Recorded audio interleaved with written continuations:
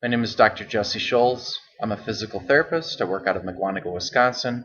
I'm also a personal trainer at the YMCA, and I'm also a running coach.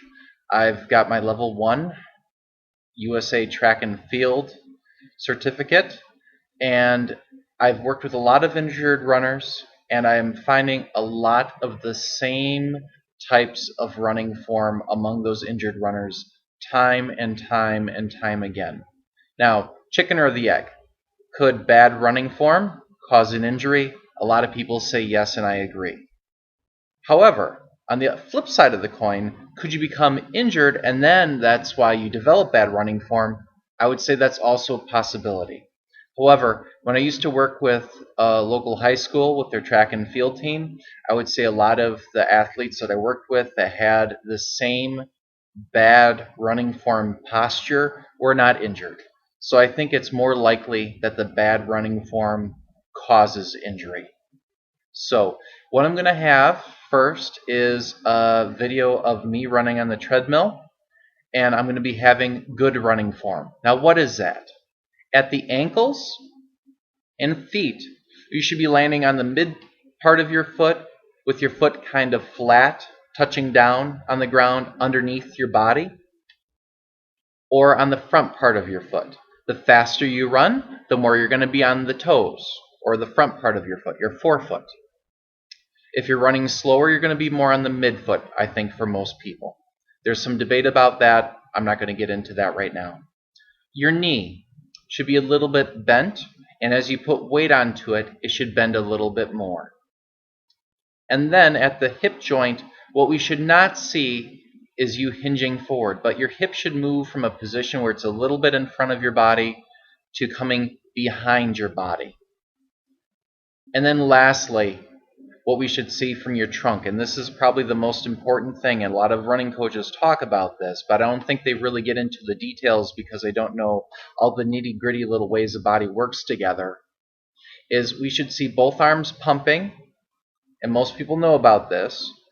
Your hand should be moving from your pocket to about your shoulder if you're running at kind of a casual pace, and your hand comes up higher towards your chin when you are running faster, but your trunk from the shoulder down to the hip should be straight, and as we look at the body as a whole, you should be kind of angled forward from the ankles all the way to the head. It should look like you're running uphill or running into the wind.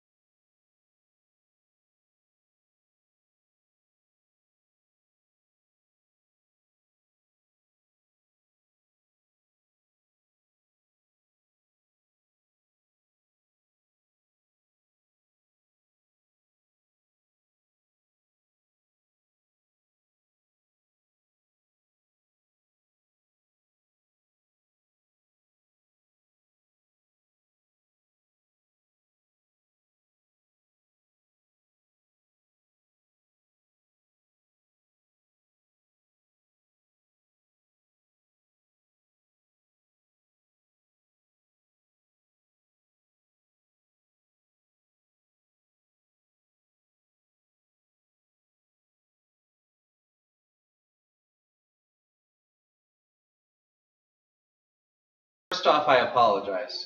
I do not run on a treadmill all that often. And running on the ground, I probably could have done a little bit better of a job of showing an exaggerated bad running form that you might have picked up on it better if you did not notice it from that video.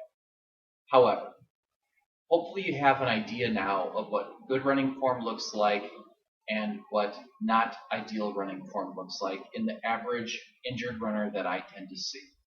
So the big question is, what do you do about it? First off, work on your running form.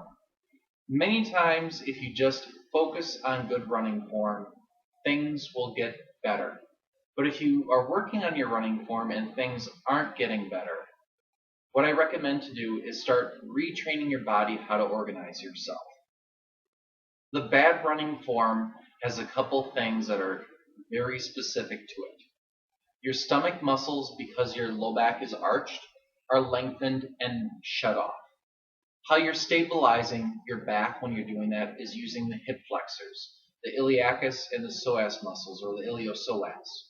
So what you need to start doing is strengthening your stomach, shutting down those tight muscles, and start to strengthen your butt muscles more. And when I say butt muscles, I mean your gluteus maximus muscle, the muscle that extends your hip, the one that basically you primarily use when you're going up the stairs.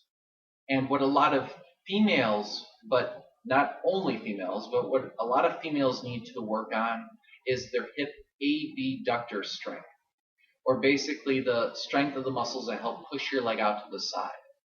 And the reason why that is with that bad running form that I showed you. When you arch your back, you lock up the back joints so they don't move well, and you end up really slamming on the SI joints, or the joints in the back side of the pelvis. And the problem with that seems to be is the hip muscles that help stabilize your pelvis in the frontal plane, or the plane that my body's in now if I was against a wall.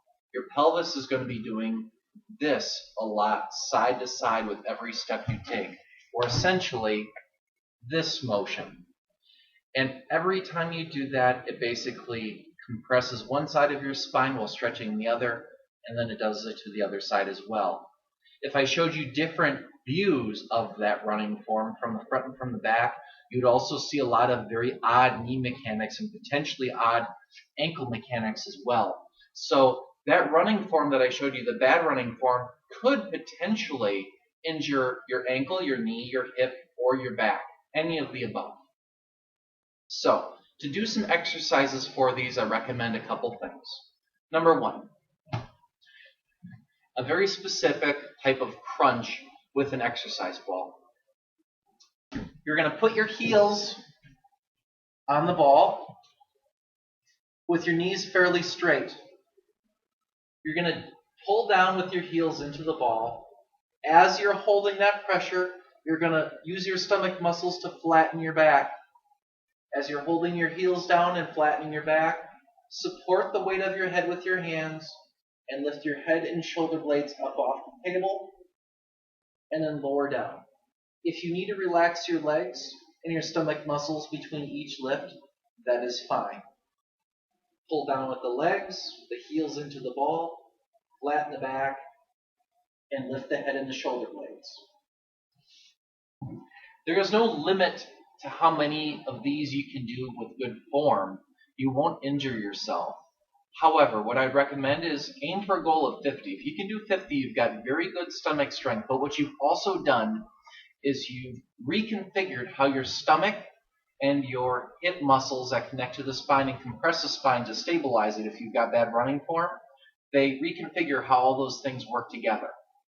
Now, after you do these for a couple weeks, you may find that your running form may be getting a lot better and a lot faster, and it might be easier for you to run with that running form, and I would say perfect.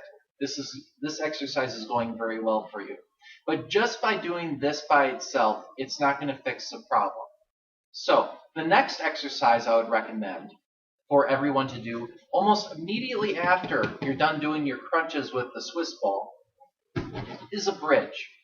So what you do is you lie on your back with your knees bent, lift your hips fully, hold for 2 to 3 seconds, and lower down.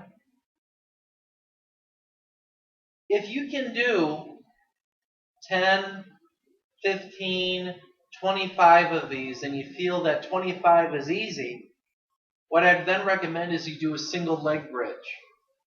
You straighten out one leg, you lift your pelvis up, and you lower down after holding for a few seconds.